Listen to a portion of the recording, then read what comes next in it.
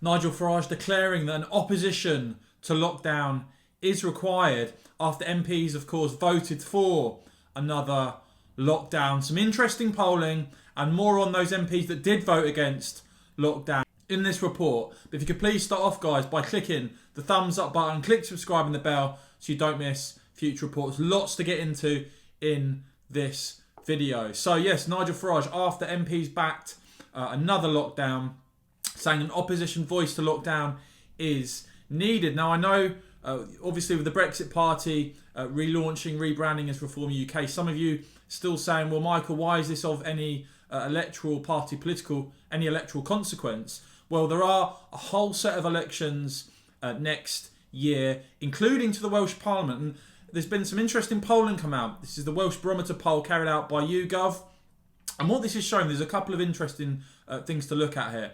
First of all, they show that when you ask people about lockdown in Wales itself, 60% support lockdown, 26% oppose lockdown, and 14% are neutral. And as Nigel Farage has previously laid out, all of the Westminster parties at the moment supporting the lockdown.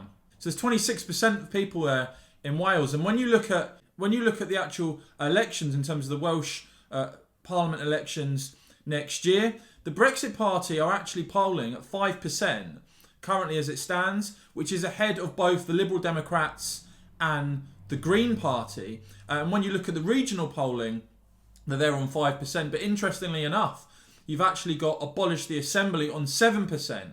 So it shows you there is a fairly large chunk of Welsh voters at the moment backing parties outside of the Conservatives and Labour. In terms of the vote itself on lockdown, 516 MPs in favour, voted in favour, including 308 Conservatives, 190 Labour and 11 Lib Dems. As I say, just 38 MPs voting against. Some prominent names there. Steve Baker was one of the tellers on the no side. Sir Graham Brady, chairman of the 1922 committee, voting against lockdown. Peter Bone, Esther McVeigh, Philip Davis, and former Conservative leader Sir Ian Duncan Smith, as well as 4 DUP MPs. Interestingly enough, there were also 18 Conservative MPs that didn't vote, effectively abstained, including Theresa May, and a further 4 DUP, along with 9 Labour, 3 Plaid Cymru, and 47 SNP. Now, to give you an idea of what some of the Conservative rebels, anti-lockdown rebels, were saying, Sir Graham Brady's been very outspoken on this, and he's a very senior backbencher, saying, in response to the latest lockdown announcement, I have asked the Prime Minister to publish a full impact assessment for the economy and physical/mental health. It is vital that we are fully informed about the impacts of another lockdown ahead of a vote on Wednesday. And then he followed that up by saying, yesterday, this afternoon, ahead of the vote on national lockdown, I took one final opportunity to stress the huge implications for our economy, our health, and perhaps most of all, our fundamental rights and freedoms. Meanwhile, Steve Baker said, I'm sorry that I do not feel able to impose the undoubted costs of lockdown on the basis of the necessary balancing judgment calls. He says, it is with a heavy heart that I plan to vote against this measure, but I will condemn no one for supporting lockdown if they think it will minimise harm. Another Conservative MP who voted against lockdown, saying that Mark Harper, saying today's vote is a big decision with big consequences. Here is why. For only the second occasion in my 15 years in Parliament, I will be voting against the government on this afternoon's lockdown regulations, saying, having reviewed the data, it doesn't substantiate the Prime Minister's claim. He says that hospital capacity in the southwest would be exceeded in a matter of weeks. He says there is no projection of the usage of regional hospital capacity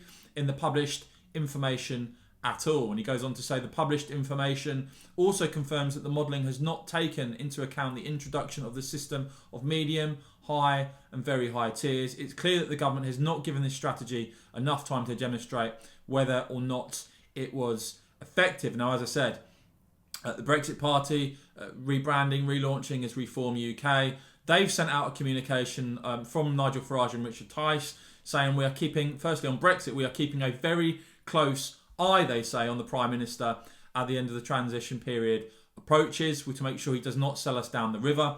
He will try to sell any deal, they say, as a great deal, whereas we know that no deal is always better than a bad deal. And they say in terms of lockdown, there is another way, a credible alternative strategy called the Great Barrington Declaration, something you've probably seen Richard Tice, Nigel Farage talk about quite a bit recently. So it is effectively being practiced to a large degree in Sweden with considerable success. And they say that focused protection is its key, targeting resources at those most at risk, whether it is the elderly, the vulnerable, or those with the other medical conditions. The rest of the population, they say, should, with simple hygiene measures and a dose of common sense, get on with life. This way we build immunity in the population. We must learn to live with the virus, not hide in fear of it. So I'm really interested to hear, guys, what you make of all of this.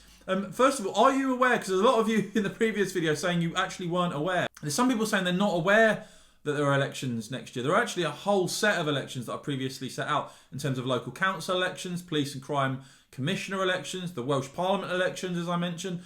You've got the Scottish Parliament elections, you've got the London mayoral election, you've also got the election to the London Assembly. So there are a lot of elections next year.